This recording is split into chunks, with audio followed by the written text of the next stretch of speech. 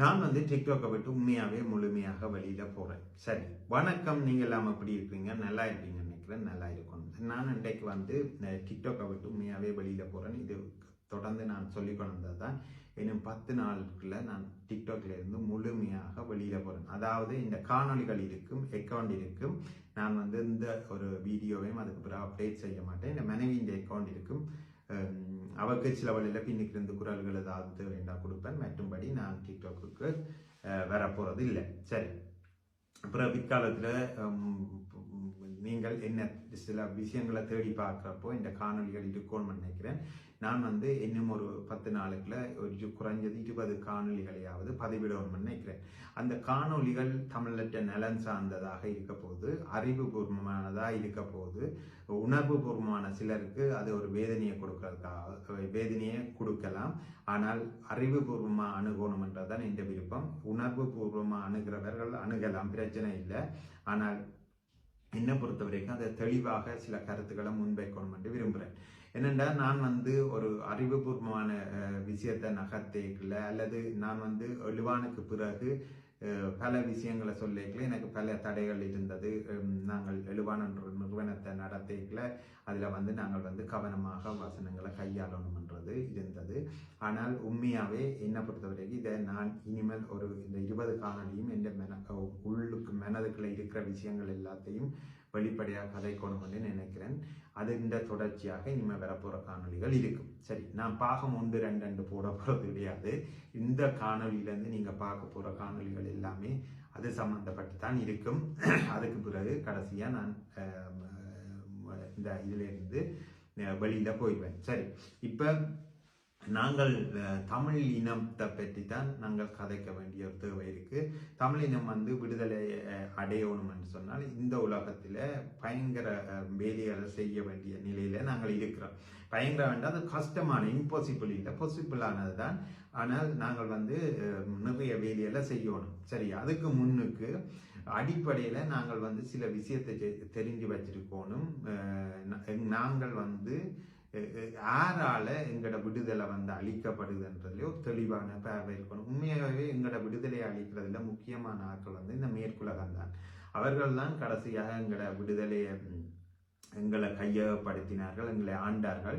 அதுக்கு பிறகு சிங்களவர்கிட்ட கொடுத்துட்டு போனார்கள். சிங்களவருக்கு உறுதுணையாக இருந்து எங்களோட விடுதலை புலிகள் அமைப்பாக இருக்கலாம், அல்லது தமிழ் தேசிய விடுதலை போராட்டத்தை நசுக்கிறதுல பின்னுக்கு 2 சேர்ப்பதில் முக்கியமானவர்கள் அவர்கள் தான். பொருளாதார ரீதியாக ஸ்ரீலங்காவுக்கு பெரும் உதவிகளை செய்தவர்களும் அவர்கள் தான். பல பேர் சொல்லலாம் சைனா தான் உதவி செய்தது. உண்மையாகவே பார்த்தீங்கள் என்றால் யுத்தம் நடக்கிற காலத்தில் இலங்கையின் கடனில் 80% கடன் மேற்குலகம் சார்ந்தது தான். அதுக்கு பிற்பாடு தான் 10% சைனாண்ட கடனும் இந்தியாண்ட கடன் 10%. சைனாண்ட கடன் எல்லாமே இலங்கையில ஒரு கட்டுமான துறையை மேம்படுத்துறதுக்காண்டி கொடுக்கப்பட்ட கடன்களாகவே இருக்கும்.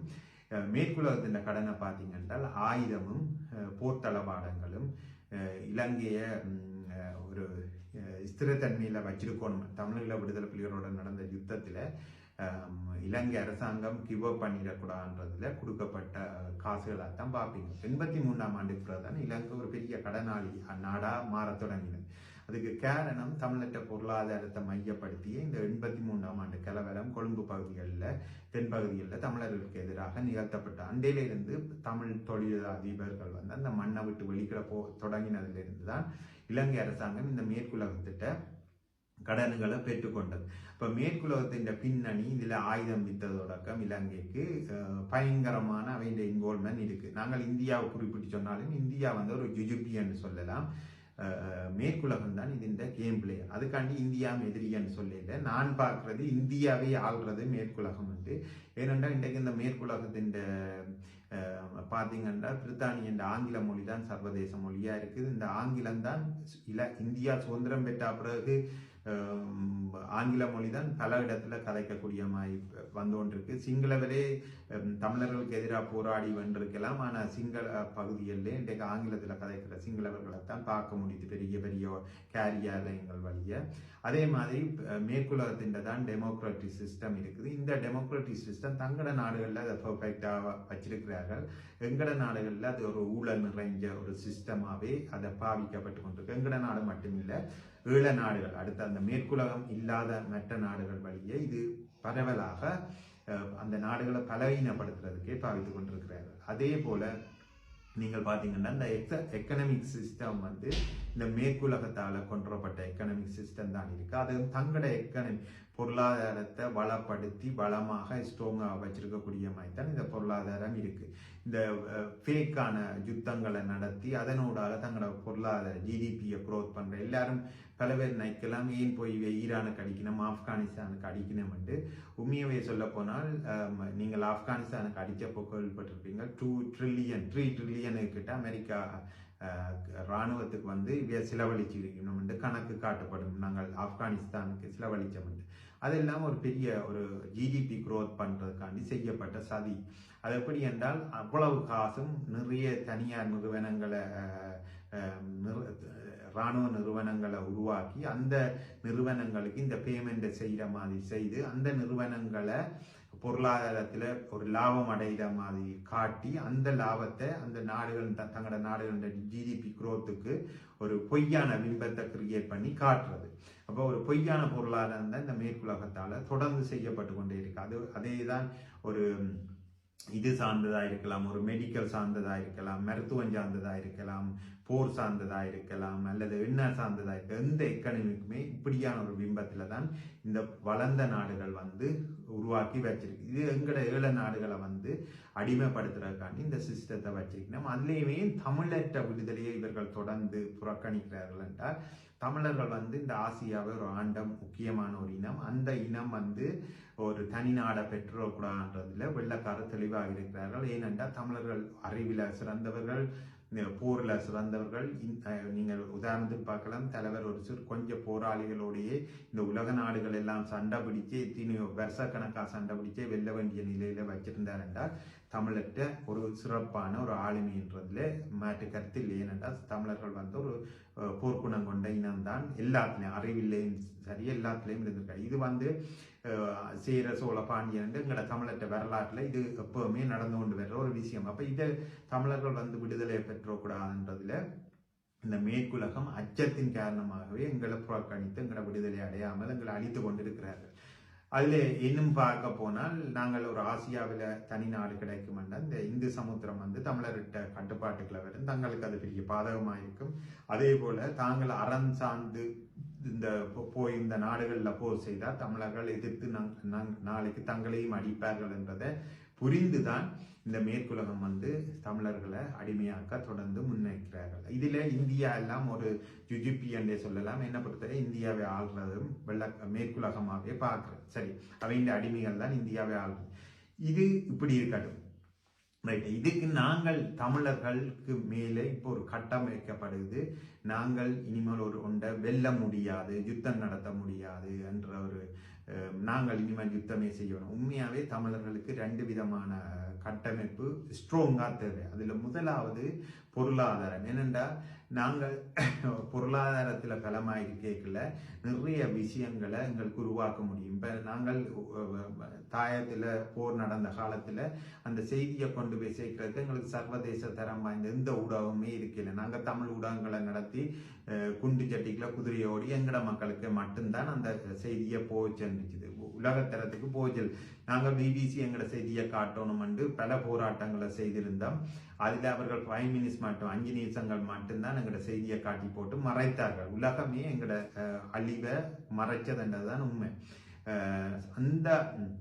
அந்த அழிவை மறைச்ச ஒரு நாங்கள் எங்கள்கிட்ட ஒரு ஊடகம் வேணும். இப்போ பலஸ்தீனத்தை பார்த்தீங்கன்னா அந்த பிரச்சனை சர்வதேசமயப்படுத்தப்பட்ட எல்லா நாடுகள்லையும் அது தெரியுது. ஆனால் தமிழர்களுக்கு அப்படி ஒரு ஊடகம் இல்லை. அதை கொண்டு போய் சேர்க்கிறதுக்கு, நாடு நாடாக சேர்க்கிறதுக்கு, எங்களோட திறமைகளை வெளிக்கொண்டுறதுக்கு ஒரு ஊடகம் இல்லை. அப்போ இதை நாங்கள் உருவாக்கணும்னா நாங்கள் பொருளாதாரத்தில் பலமிக்கவர்களாக இருக்கணும். பொருளாதாரத்தில் பலமிக்கண்டா நாங்கள் வந்து புலம்பெயர் தேசத்தில் தனித்தனியாக பொருளாதாரத்தில் சிறந்து விளங்கினாலும் கூட்டு பொருளாதாரம் என்று வரைக்கும் பெரிய நிறுவனங்களை உருவாக்க முடியும், கையகப்படுத்த முடியும், இப்படியான விஷயங்களை செய்ய முடியும். அதில் தான் இந்த இழுவானன்ற இது வந்து பிறக்குது. அதில் எல்லாரும் வந்து உண்மையாகவே இணைஞ்சு பயணிப்போம் என்று சொன்னால் நாங்கள் வித்தின் 1 or 2 இயர்ஸுக்குள்ள இந்த புலம்பெயர் தேசத்தில் நாங்கள் ஒரு பலமிக்க இனமாக வர முடியும்.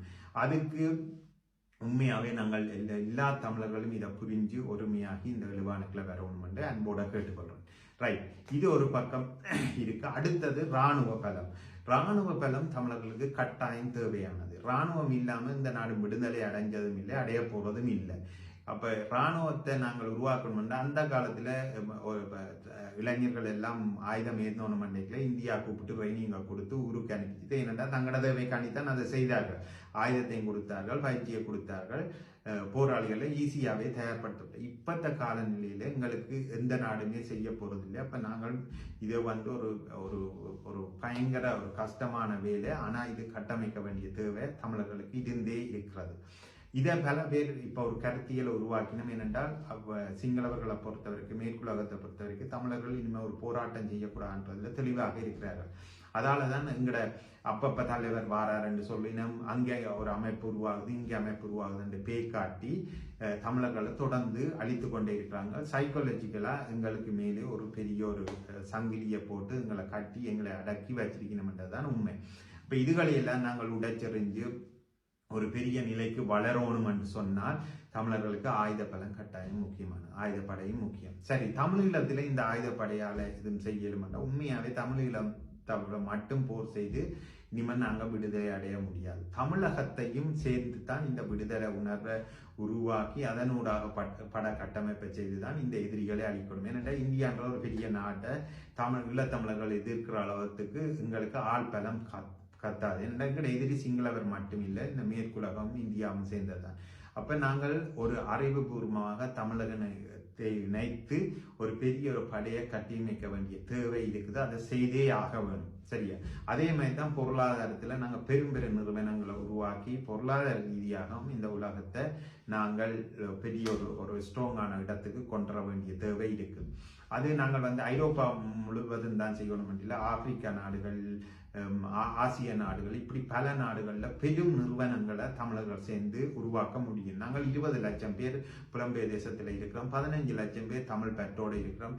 அதுல ஆளுக்கு 1000 பவுன் போடுவோம் என்றாலே நாங்கள் எங்கேயோ போய் பெரும் நிறுவனங்களை உருவாக்கிடுவோம். அதன் ஊடாக நாங்களும் எங்களை வளர்த்து பொருளாதாரத்துல வளர்த்து கொள்ளலாம், பெரும் பணக்காரராக மாற முடியும். அதே டைமுக்கு எங்கட தேவைகள் தமிழர்கள் ஒரு யூதர்களை மிஞ்சின ஒரு இனமாகவே இந்த இதுல பரிணமிக்கிறதுக்கு அவ்வளவு வாய்ப்புகள் இருக்குது. நாங்கள் செய்யணும் என்றது என்ற வேண்டுகோள். சரி, இது ஒரு பக்கம் இருக்க. இந்த காணொலிக்கு பிறகு அடுத்த காணொலியில